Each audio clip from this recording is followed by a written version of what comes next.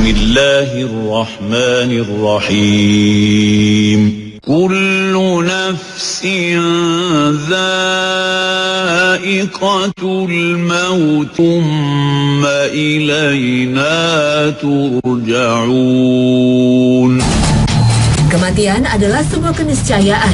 Setiap yang bernyawa pasti akan merasakan kematian. Tua muda, kaya miskin, pejabat dan rakyat jelata, siap atau tidak siap, semua yang mempunyai jiwa akan merasakan yang namanya kematian. Kematian adalah masa depan yang paling pasti dan paling dekat di hadapan manusia. Meskipun sudah miliaran orang lahir dan mati, kematian masih menjadi hal yang paling misterius dalam kehidupan manusia.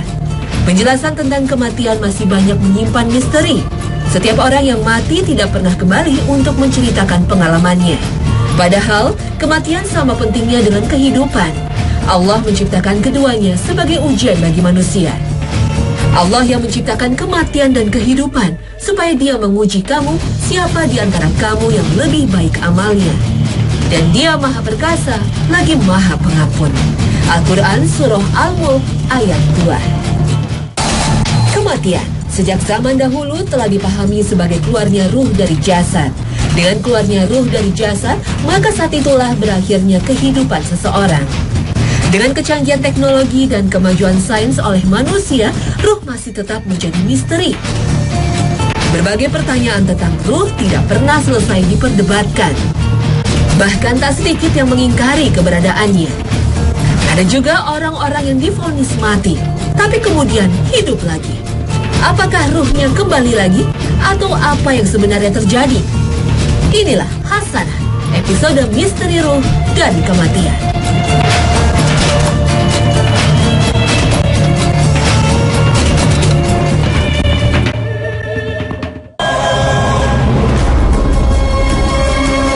Assalamualaikum warahmatullahi wabarakatuh. Selamat pagi pemirsa Trans 7, Hasanah Ensiklopedia Islam Dunia. Pagi ini kembali hadir ke hadapan Anda untuk berbagi pengetahuan dan saling menasihati dalam kebajikan. Keluarnya ruh dari jasad merupakan definisi kematian yang jamak dipahami dari zaman dahulu sampai sekarang. Berbagai agama dan kepercayaan menganut pemahaman ini sampai sekarang. Ajaran Islam tidak menafikan pengertian ini. Bahkan dalam ajaran Islam sendiri, ada malaikat yang memang ditugaskan oleh Allah Subhanahu wa Ta'ala untuk menjalankan tugas ini, yaitu mencabut atau mengeluarkan ruh manusia. Qul yatawaffakum malakul mauti alladhi wukkila bikum thumma ila rabbikum turja'un. Dalam beberapa hadis sahih juga dijelaskan bagaimana proses keluarnya ruh dari jasad atau yang dikenal juga dengan istilah sakratul maut. Proses ini bisa berbeda antara satu manusia dengan yang lain. Mudah atau sulit sangat tergantung dari amalan semasa hidup. Sakratul maut adalah pintu gerbang manusia menuju kematian. Sakratul maut adalah peristiwa yang amat menakutkan karena saat sakratul maut tiba, tak seorang pun dapat membantu dan menolong. Kendati saat kritis itu, istri, suami, sanak saudara dan handai tolan sedang mengelilingi. Manusia akan bergulat sendirian dengan sakratul maut itu di tengah keramaian orang-orang yang dicintai dan disayangi. Semua hanya dapat menatap dengan pandangan mata yang hampa. Saat itulah manusia akan merasakan langsung apakah dia termasuk orang yang telah mempersiapkan kematian atau bukan. Apakah termasuk orang yang siap menghadapi fase kehidupan berikutnya atau bukan. Sakratul maut juga dapat dikatakan sebagai ajang pemanasan menjelang kematian. Karena kematian itu sulit, berat, dan amat sakit, maka diperlukan pemanasan. Di samping itu, sebagaimana kehidupan pertama manusia memerlukan proses dan tahapan, maka kematian juga memerlukan proses dan tahapan agar bisa memasuki alam lain bernama barzah. Sebuah alam yang jauh lebih besar dan sangat berbeda situasi, kondisi, dan lingkungannya dengan bumi saat kita hidup di dunia. Sakratul maut adalah sesuatu yang ditakuti manusia. Faktanya, berbagai riset dan upaya telah dilakukan manusia untuk menghindarinya. Seperti menciptakan obat-obatan untuk memperpanjang umur atau membuat alat-alat canggih untuk menghindarkan kematian. Hal tersebut digambarkan Allah dalam firman-Nya. وجاءت سكرة الموت بالحق ذلك ما كنت منه تحيد. Kematian bukanlah akhir dari segalanya. Sebaliknya, kematian adalah awal dari fase hidup yang baru. Kematian sejatinya adalah proses berpindahnya ruh dari jasad menuju fase hidup berikutnya. Kematian adalah pintu masuk ke alam berikutnya. Pintu masuk menuju alam barzah atau alam kubur yang merupakan pemanasan sebelum hari pembalasan. Manusia memang tidak pernah tahu kapan kematian menjemputnya. Bahkan ketika menyaksikan orang meninggal pun, kita tidak tahu persis kapan ruhnya diambil oleh malaikat maut. Keluarnya ruh atau kematian hanya dapat dikenali dari tanda-tandanya. Tidak ada nafas, detak jantung berhenti, kulit pucat, penurunan suhu tubuh adalah sebagian tanda bahwa kematian telah terjadi. Secara medis, tanda-tanda ini biasanya diamati dengan memeriksa urat nadi yang ada di tangan atau dengan memeriksa detak jantung melalui stetoskop. Dan untuk meyakinkan, biasanya dokter menunggu setengah jam untuk memastikan tidak ada lagi tanda kehidupan. Meskipun manusia telah mati, tapi sel-sel dalam tubuh tidaklah mati sekaligus. Bertahap, apalagi jika organ tersebut dibekukan dengan cairan khusus yang biasanya akan digunakan untuk transpalasi organ.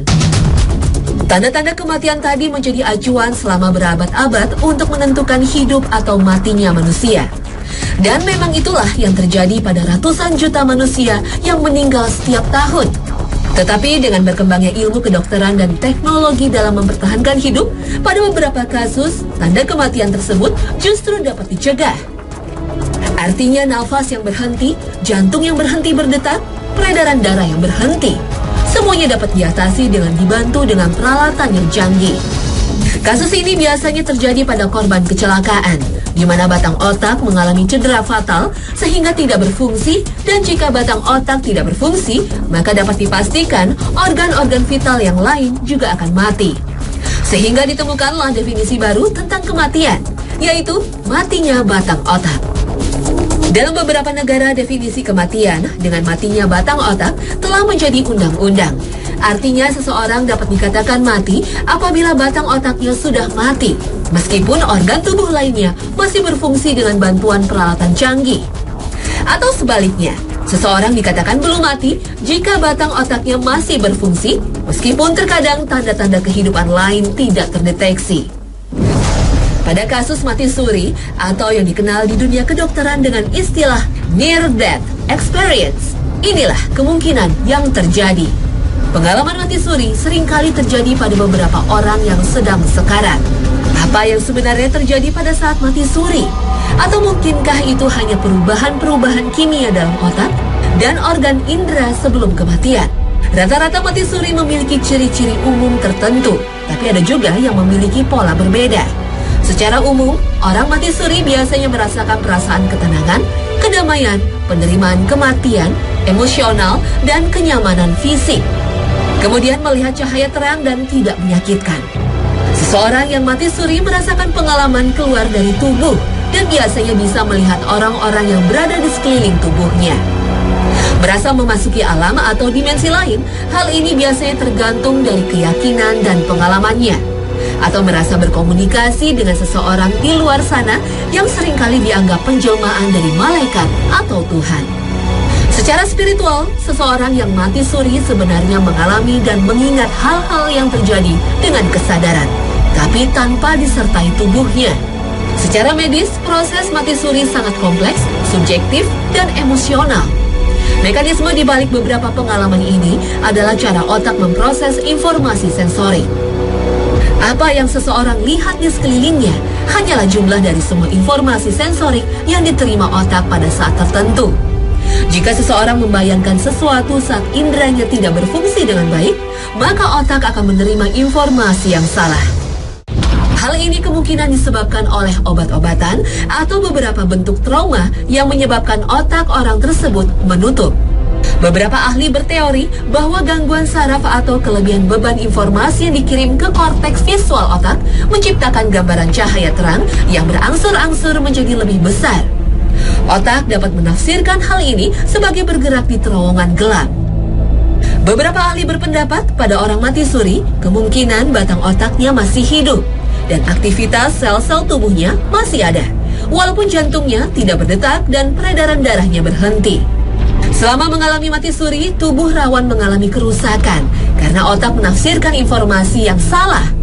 Kombinasi antara efek trauma dan kekurangan oksigen di dalam otak memunculkan pengalaman melayang ke angkasa dan menatap tubuh sendiri. Sensasi damai yang dirasakan dipicu oleh meningkatnya kadar endorfin yang diproduksi oleh otak selama trauma.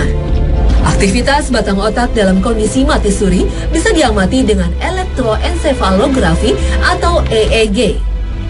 Meski denyut jantung tidak teraba dan nafasnya sudah berhenti, seseorang baru dikatakan benar-benar mati kalau grafik EEG sudah flat atau datar, yang artinya tidak ada aktivitas lagi di batang otak.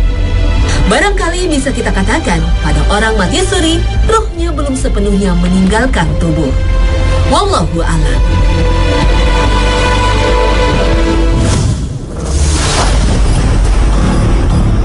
Jika hidup manusia ditentukan oleh keberadaan ruh, maka ruh adalah kehidupan. Tubuh akan hidup jika mempunyai ruh. Apabila ruh telah dicabut, maka saat itulah kematian. Menurut para ulama, ruh adalah zat yang berdiri sendiri. Ruh dapat merasakan kesenangan dan siksaan. Ruh bukanlah jasad, dan ruh juga bukan bagian dari jasad. Ruh dapat naik, turun, dan keluar dari jasad. Ruh tidak menempati bagian tertentu dari jasad, tapi keberadaannya menyebar di seluruh tubuh. Banyak kasus kematian di dunia ini yang tidak teridentifikasi penyebabnya. Padahal seluruh organ tubuh berfungsi dengan baik, tidak ada riwayat penyakit, tidak ada kecelakaan. Tapi kemudian meninggal. Pertanyaannya, apa yang hilang dari orang yang meninggal tersebut? Yang hilang adalah kehidupan. Dalam bahasa agama disebut ruh. Manusia merasakan kematian ketika ruhnya dicabut dan meninggalkan jasad. Ruh orang yang beriman akan dicabut oleh malaikat maut semudah mengeluarkan air dari teko. Ruh ini kemudian diambil oleh para malaikat dan diletakkan di sebuah kain kafan yang wangi. Dan dari ruh tersebut keluarlah bau harum yang paling wangi di bumi. Ruh ini kemudian naik ke langit dan ketika sampai di hadapan Allah, Allah memerintahkan agar hambanya ini dicatat di Ilyin, yaitu tempat dicatatnya amalan orang-orang beriman. Kemudian ruh ini dikembalikan ke bumi, ke dalam jasad. Dan segera setelah itu, ia didatangi oleh malaikat. Dan ruh ini menjawab pertanyaan malaikat dengan lancar. Ruh orang baik ini pun ditemani oleh sesosok yang berwajah baik, pakaian indah, dan bau yang harum. Inilah penjelmaan dari amal solehnya semasa di dunia. Kuburnya dilapangkan dan hamparan surga menjadi hiburan bagi ruh ini. Sehingga ruh orang beriman ini sangat ingin agar hari kiamat disegerakan sehingga ia bisa segera menuju surga. Adapun ruh orang durhaka kepada Allah, maka malaikat mencabut ruhnya dengan penuh amarah.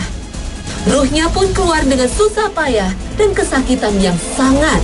Seperti mencabut kayu berduri dari tumpukan wol, tersendat dan pasti merusak wol tersebut. Ruh ini juga mengeluarkan bau yang sangat busuk. Ketika dibawa ke langit, pintu langit tertutup untuknya. Ia dikembalikan ke bumi dan amalannya dicatat dalam sijin atau tempat dicatatnya amalan orang durhaka. Ketika dikubur, ia juga tidak bisa menjawab pertanyaan para malaikat. Ruh ini pun ditemani oleh sesosok yang sangat busuk baunya, buruk rupa, dan pakaiannya. Sosok ini adalah jelmaan dari amal buruknya semasa hidup.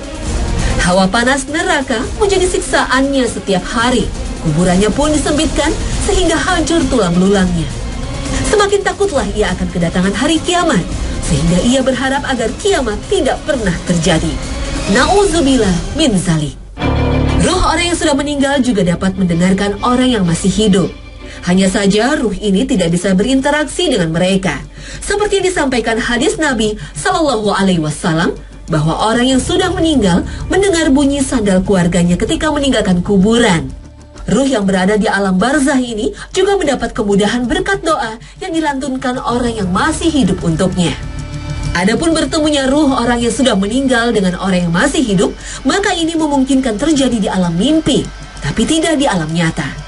Allah Subhanahu wa Ta'ala berfirman, Allahu yatawaffal anfusa hina mautiha wallati lam tamut fi manamiha فيمسك التي قضى عليها الموت ويرسل الأخرى إلى أجل مسمى إن في ذلك لآيات لقوم يتفكرون. Ibnu Abbas radhiyallahu anhu menjelaskan tafsir ayat tersebut dengan mengatakan sesungguhnya ruh orang yang hidup dan ruh orang yang mati bertemu dalam mimpi. Mereka saling mengenal sesuai yang Allah kehendaki. Ketika masing-masing hendak kembali ke jasadnya, Allah menahan ruh orang yang sudah mati di sisinya dan Allah melepaskan ruh orang yang masih hidup ke jasadnya. Salah seorang sahabat Rasulullah SAW juga pernah mengalami kejadian ini. Sabit bin Qais, demikian nama sahabat ini. Peristiwa ini terjadi ketika perang Yamamah, yaitu perang menghadapi nabi palsu Musailamah al-Kadzab yang terjadi di zaman Abu Bakar As-Siddiq. Dalam peperangan itu, Sabit termasuk sahabat yang mati syahid. Ketika itu, Sabit memakai baju besi yang cukup bernilai tinggi. Sampai akhirnya lewatlah seseorang yang menemukan jasad Sabit. Orang ini mengambil baju besi Sabit dan membawanya pulang. Setelah peristiwa ini, ada salah seorang mukmin yang bermimpi. Dia didatangi Sabit bin Qais dan berpesan kepadanya agar menyampaikan kepada Khalid bin Walid radhiyallahu anhu, panglima ketika itu, untuk mengambil baju besinya pada orang yang telah mengambil tadi. Dalam mimpi itu, Sabit juga menyebutkan secara jelas alamat orang tersebut dan ciri-cirinya. Sabit juga menjelaskan detail tempat orang tersebut meletakkan baju besi yang diambilnya dari Sabit. Setelah bangun, orang ini pun menemui Khalid bin Walid dan menyampaikan kisah mimpinya bertemu Sabit. Sang panglima Khalid bin Walid mengutus beberapa orang untuk mengambil baju besi itu dan mereka mendapatkan baju besi tersebut persis di tempat yang diceritakan Sabit dalam mimpinya.